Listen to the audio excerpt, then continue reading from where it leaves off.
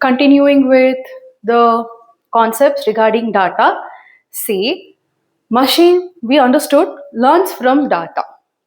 Learning from data can happen through this three way.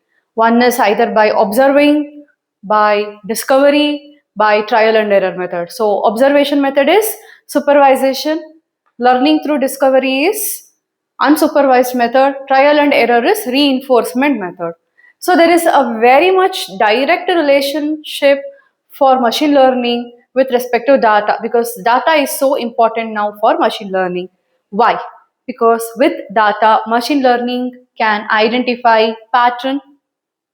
It improves its predictions by better decision making ability.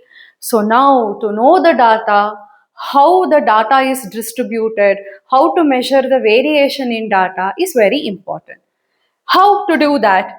Basically, to understand the data dispersion, we need to understand before that concept called central tendency. So central tendency, it is nothing but it is a statistical measure to understand how the dispersion with respect to data happens. So these are the two concepts where we need to know how data is varied, to understand the dispersion, spread and variation in data. One concept is central tendency, another is data dispersion. We need to understand that. So first let us understand what is central tendency. Central tendency is nothing but a statistical to measure the central value of given any data set. How to do that? We have three different ways. One is mean, median, mode. Mean is as usual just summing all the data values which is present and divide by total number of data values which is present. So it indicates the average value. Median, usually median is the middle value. Mode, particular value, it repeats how many times, that is the value that occurs frequently repeatedly, that particular value is known as mode. So these are the three ways where we can understand how to identify the central value which is present in given data set. Next concept, after understanding how to identify the central value in the given data set, next we need to know how the data is spread, how the data is getting spread with respect to mean. To do that, we need to understand data dispersion. So basically data dispersion is, it indicates how the data has been spread or the distribution of the data around this particular central value. To do that, or to measure the central dispersion or data dispersion, just like how to measure the central tendency, we have three ways.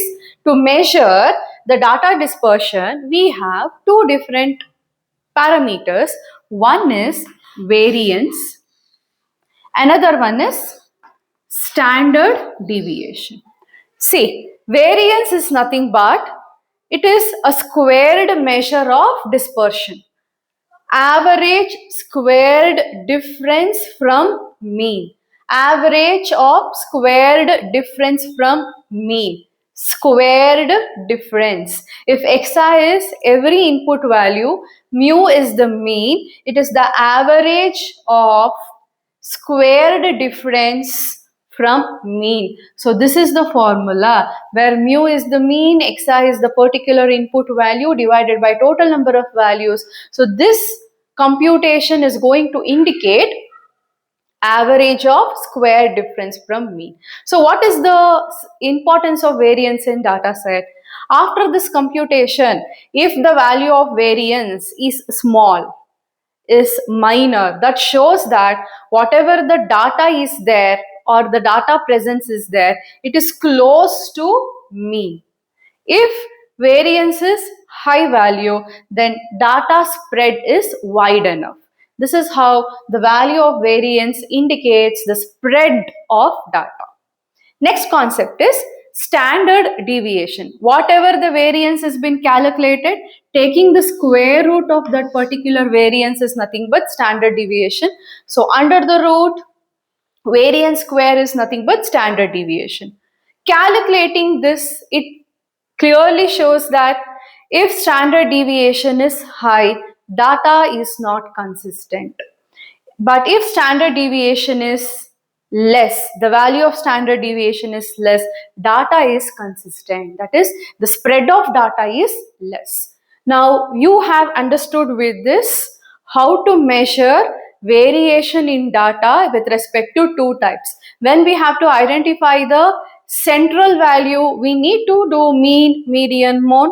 When we need to observe how the data distribution is happening around the central value, two important concept, that is variance. Variance clearly indicates whether data is close to mean or data has spread widely away with respect to mean. One more is standard deviation, which indicates the consistency of data. Now, after this, in the next session, we will be covering about how to represent the data, like box chart, whiskers chart, and various plots, how to represent the data mathematically, which is represented.